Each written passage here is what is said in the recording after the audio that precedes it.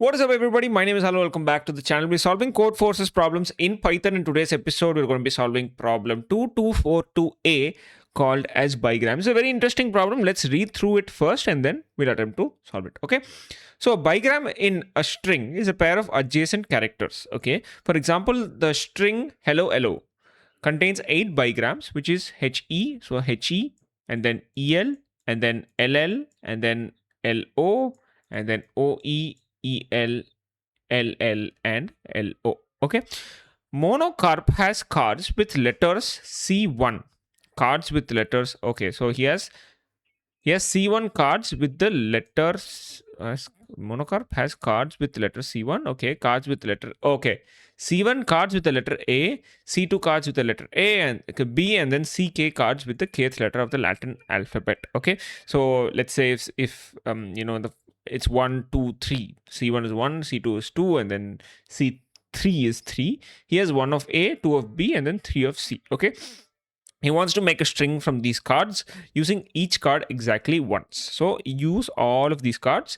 The resulting string must contain at least 2 equal bigrams. At least is the condition here. 2 equal bigrams, meaning there has to be something like AB, AB, for example. Like the order of character in each bigram matters. So for the string ABA does not have 2 equal bigrams. That is, it is AB and BA, that is not possible. But if the string was AB, AB, in that case, yes, AB and then AB will be possible bigrams. Okay, so determine whether it is possible to make a string to satisfy these requirements, and the input is as follows. You get one T, which is the number of test cases, obviously, and then you get the integer K, which is the number of total alphabets he has, and then for each alphabet you get C of K, which is basically how much A, how much B, how much C, until all the alphabet. So it's all going to be numbers only, and it will make sense why these are numbers. We'll get into the solution, don't worry. The output is going to be yes if it is possible to construct such a string, or else no. Okay, so I'm going to go ahead and copy and paste this so that we can discuss this a bit further. Let me, right? And then let us get the input as well, because that will be a bit more exciting, right? And then, all right, obviously we need to copy the output for these inputs as well. Okay, so yes, let me just go ahead and place this in the top, and we should be good to go. Okay, so let us read through this problem once more, not fully, but let's try to understand what is important in this problem, right? So this part, I hope all of you understood that, you're getting, so this, let's say this is basically it is saying you get each of these is one character, right? And then it's the number of cards is basically the number of characters within that letter or that alphabet. Okay, so when you're calculating this, you will simply do something as you'll treat this as a character itself. Okay, so in this case it's going to be 4, right? And going to be A, 1A, and then 1B, and then 1C, and then 2C, and then 2D, right? And if we want to understand whether we can make a bigram out of this, and again let's touch up on the concept of a bigram as well, it is any 2 consecutive characters of a string. That's it. Okay, that is a bigram. So now we can create bigrams from this. You can just put something like CD, right? Or you can put AB, DC, DC. Or more specifically speaking, if I name this 1, 2, 3, and 4, okay, any arbitrary values, I can still make some string, say 1, 2, and then 3, 4, 3, 4.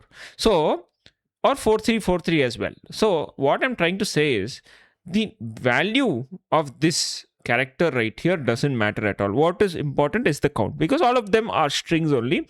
Whether you assume them to be ABCD, whether you assume them to be EFGH or XYZ and W, the order doesn't matter. What the value it holds doesn't matter, but what matters is the position of said character. And let us try to understand when things are bigrams. Okay, this is a bigram right here, right? And these are equivalent pairs of bigrams, and that can be the case here as well. But you can see that there is no other way to put this into perspective. So this is the easiest way to form a bigram. I think that part you guys can agree with me. Let's say it was 3 C's and then 3 D's, right? Or 4 C's and then 4 D's. Okay. In that case, you could probably do something like CCDD and then CCDD, right? And these are two equal bigrams. These are two equal bigrams as well. So that is something that you can do. Or let's say it is only 3C, right? And then nothing else. You can do something like 1, 2, 3, right? This will give you two pairs of possible bigrams, which is this part and then this part, which are equal. So if we break this down fundamentally, right? If I have this value right here, 3 of C, okay, I can make a string which has two equal bigrams, correct? Now, anything other than this, if I have, let's say if I have 4D, 5A, 6B, 1C, oh sorry, 1E, let's keep it 1E, right? It doesn't matter to me. I'll tell you why it doesn't matter, because I can just go ahead and add the D's here, the A here, 1, 2, 3, this B is again 1, 2, 3, 4, 5, 6, and then E, right? It will still have the same, right? Because it is possible to construct a string of two equal bigrams. So whatever I have, I can just keep extending the string and that will not matter to my output. What I need to find out, if it is possible to have at least two, right? At least two. And I know how to form two here. So meaning, and so this is first part of the equation. The second part of the equation. So the first part, what did it teach us? It tells us, well, I don't really need anything except this 3C, whatever is there. In addition to that, it will not affect my answer. The answer is going to be yes. The second part of this equation, and that is the most important part, is that this C is arbitrary. That is something that we talked about, right? This can be 3C, it can be 3D, it can be 3E, 3 whatever, which is why numbers. It is not, it doesn't mention anything specific. So if I try to break this down, yeah, I can say if I have greater than or equal to 3 of any character, the answer is automatically yes. We just saw why that is the case, right? Because those 3, you can just do the character, followed by whatever you want. This will give you two pairs of equal bigrams. That is what is important, and this is point 1. Okay, so let us say point 2 is I don't have 3 of anything. Okay, now I have two characters. Let's say I have 3. Okay, I don't have 3. I have 2A, 1B, and then 1C. Is this possible? I want you to work this out, because the different combinations here is probably going to be AABC or ABAC or BCAA, etc. But in all of these cases, the answer is going to be no, because you don't have equal pairs of bigrams. So this part not equal, this part not equal. Same thing for this, same thing for this. So if you're telling me, okay, I need to construct a string where the left half, let us call this, and then the right half, right? These have to be equal to each other. Okay, and the value of the length of each of this is going to be 2. How will I do that? Well, I need 2 of 2 characters, correct? So 2A, 2B is there. Now I'll put 1A here, 1A here, 1B here, 1B here. I can do the same with BA and BA as well. That is what we'll do. So you need at least 2 characters which has the number of the frequency or the number of cards for that particular alphabet being 2. So when you have 2 of them, you can just keep repeating them back to back, and then you can form 2 bigrams. From that point, any other extra characters you have, you can just add them to the left and right as our previous rule, right?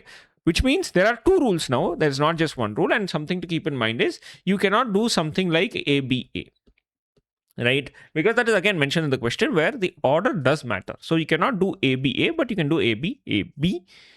So this will be valid. So that means either you have 3 or more of any character, one character, single character, you can create 2 equal bigrams, or you have equal to greater than 2. That is the frequency of any 2 characters. In that case, the answer will be yes as well. In any other case, the answer is going to be no, because the only cases where these are not true is going to be when everything is 1 and only 1 is 2, or everything is 1. If everything is 1, obviously the answer is going to be no, because A, B, C, D, no, equal bigrams here. If everything is 1 and 1 is 2, it's going to be A, B, C, D, B, something like that. And again, no equal bigrams. If this part you're able to understand, I think try to implement this in code yourself. If not, we'll look at what this looks like in code. But I hope you're able to understand how we're approaching this problem. Again, if you don't understand, try to watch the video again. But if you have any questions, let me know down in the comments. I will try my best to answer them. Okay, so let's look at what this looks like in the code. All right, so the first thing that we need is t, right? So t is going to be the number of test cases. So t is equal to int of input. And then the second thing is obviously we're going to do for underscore in t, because this has matter. Sorry, for underscore in range of t, right? And then what are we going to do? We're going to take two inputs, right? So one is going to be k, and then the next one is going to be c, which is the character set itself. So this is going to be list of map of int of input dot r strip dot split.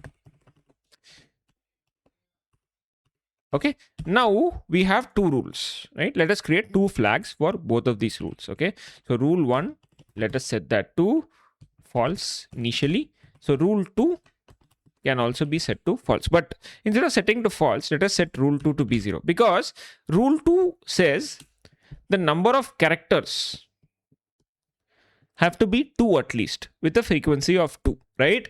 So let us keep the frequency value to be 0. And then every time we encounter something in this map or this list right here, whenever it's equal to 2 or greater than 2, let us add to this rule 2. And whenever that rule 2 hits the number 2, we can go ahead and break the loop. Okay, so what we're going to do is we're going to do for I in C. Okay, if I is greater than or equal to 3, let us set rule 1 is equal to true, and then let us go ahead and break, because that is the rule 1 that we talked about, when one character, singular character, has more than 3 frequency.